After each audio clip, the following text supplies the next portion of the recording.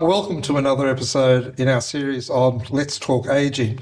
It's a series where we talk to thought leaders and people in the community sector and more generally about the issues confronting older people and of course their own experience of ageing and the future that they see for older people in Australia more generally. And today we're really delighted to have Kasara Hardy. Now Kasara is acting CEO, she tells me, of the National Aboriginal and Torres Strait Islander Ageing and Aged Care Council. Now that's a mouthful, so welcome very much, Kasara. Thank you, Robert. Tell us a little bit about your own background, Kasara. You're a very proud Aboriginal woman, and tell us about where you grew up and where's your country. Yep, so I'm a proud Dunghutti woman from the mid-north coast of New South Wales, but I was fortunate not to live on country. I was born and raised on Darug country in Western Sydney, New South Wales. I didn't get to grow up knowing my culture.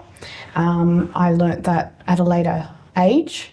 So yeah, missed out on a few years, but very privileged to be involved in the culture and representing our elders and older people now. Now you're a young person, and certainly relative to me, but how do you see ageing generally? I mean, it's a long way off in your own circumstances, but when you think about ageing, getting older, what sort of comes to mind for you? I don't see it as ageing. I see it as a holistic approach from birth to end of life. So health and well-being and ageing is all in one for me. And when you do access aged care, you don't stop needing health and well-being support. So ageing is just an additional support needed. So this continuum into ageing is a really important concept. How you enter old age really determines how you live out the last few years of your life.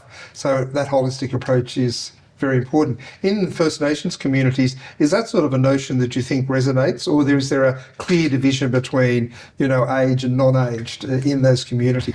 There is a divide, but I do see that there's significant gaps across the entire life cycle of our First Nations people.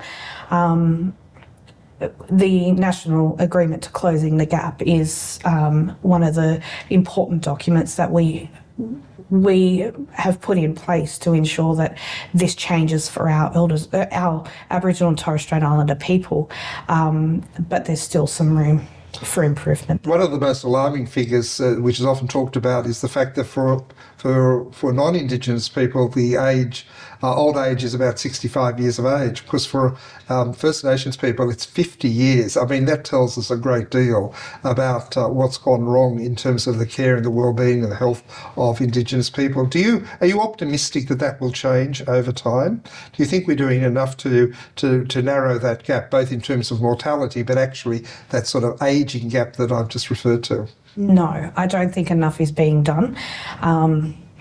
There's a lot of years between a 50-year-old and a 65-year-old, and I think that there's a lot more work that we could all do to improve that. However, as we all know, First Nations people are more common to get chronic illnesses from a younger age, so that results in a lot of elders and older people requiring aged care services earlier than non-Indigenous people. So we're about to have a new aged care system, and I know your council's been intimately involved in trying to shape that. How do you see the new system affecting First Nations older people generally?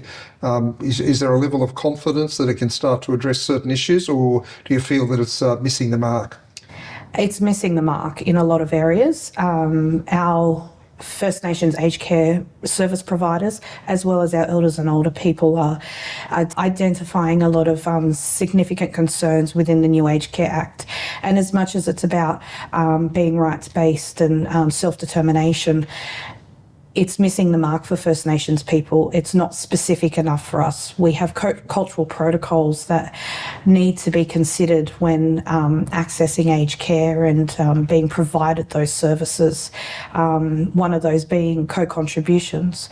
A lot of our First Nations people come from low socio-economic areas, specifically our rural and remote areas as well, and requiring them to pay a co-contribution is unfair because they're not going to be able to receive those services that other non-Indigenous clients will be able to receive. So in the new Aged Care Act, there is a bit of an emphasis in relation to service providing having regard to culture, to trauma, to healing, to First Nations people, to cultural groups generally.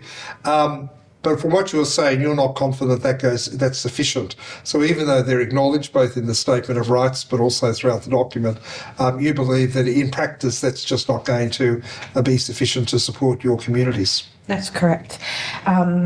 We were also engaged as a council to develop a cultural safety definition, which we were able to consult with providers as well as communities to get their voice on what they believe cultural safety is.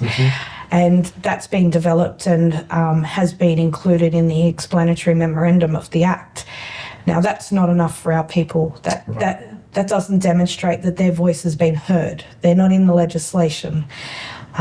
Which just shows that we need to do more to ensure that their voice is heard and to understand those cultural protocols on what they need to be able to receive culturally safe, trauma-aware and healing-informed care. There's a lot to be done. And was there any explanation or reasoning as to why it wasn't incorporated in the Act? If it's there in the memorandum of explanation to the Parliament, why do you think it didn't end up in the legislation itself? The explanation was that there was a lot of work that needed to be done to translate the definition into a legislative format, Right.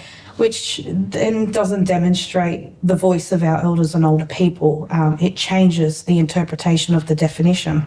So that as much as NATSIAC is advocating for that to be included in the legislation, we're being very careful on how that happens because the interpretation should not be changed. Your council's got a broader remit than aged care. It's about ageing, and it was really pleasing to see that. What do you think are the outstanding issues in relation to ageing, other than the aged care area, that your organisation is being particularly attentive to?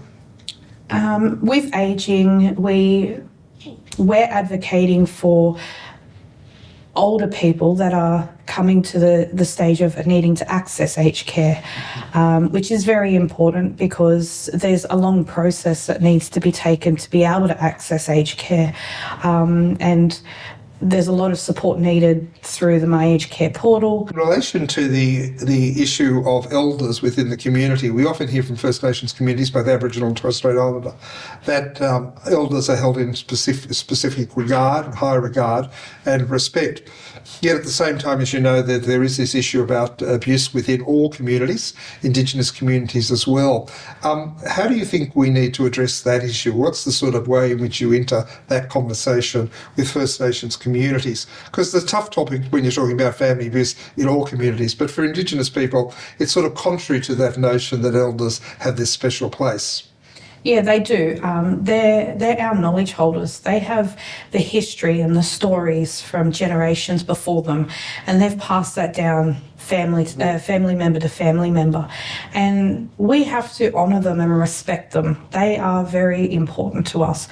And family abuse within communities is quite difficult because within an Aboriginal and Torres Strait Islander community, our families are not just mum, dad, brother, sister. It could be auntie, uncle, and then so on. It could just be a family friend that takes on that responsibility. So it's a lot of a larger topic, and a lot more needs to be done to be able to support families through abuse and where to go also for supports. And do you think the level of support out there is adequate? We often hear that there's, a great attention about preventing and responding, but the lack of services and supports can really be very debilitating, particularly if you're aware of somebody that you care about being abused, and what you do about it is the very big question. So are the support systems there, do you think? No, they're not. And if you think specifically for our rural and remote locations, they don't have access to internet and technology to be able to just Google it and say, where do I go? Or I think I'm being abused. That's the simple way to put it. But for people in regional and urban areas, that's more common, or they've got connection to more supports like their Aboriginal medical service or a local community centre. So they may be able to access that a lot easier and be provided that information, but yeah, a lot of our communities don't have that access, so they don't know that there's supports available. But I still think there's more supports that need to be put in place. You're the acting CEO. You keep telling me that you're very keen that it's just acting at the moment. What would be your aspiration for this year coming? What would be the one thing you think the council would like to achieve in this 25-26 period? With the implementation of the new Aged Care Act, I think it's very important that us as a council and the people that advocate for our providers is to be there for our providers through the implementation of the Act, and to ensure that we are able to advocate for them for changes to not only the Act but the rules and compliance with the Aged Care Quality Safety Commission, to ensure that that transition is as smooth as possible when they've still got to do the day-to-day operations. Well, good luck in that, and good luck with the rest of your term as acting CEO. Thanks very much, Kosara Hardy, and I look forward to seeing you at the next episode in this series of Let's Talk Ageing. And as I always say, age well.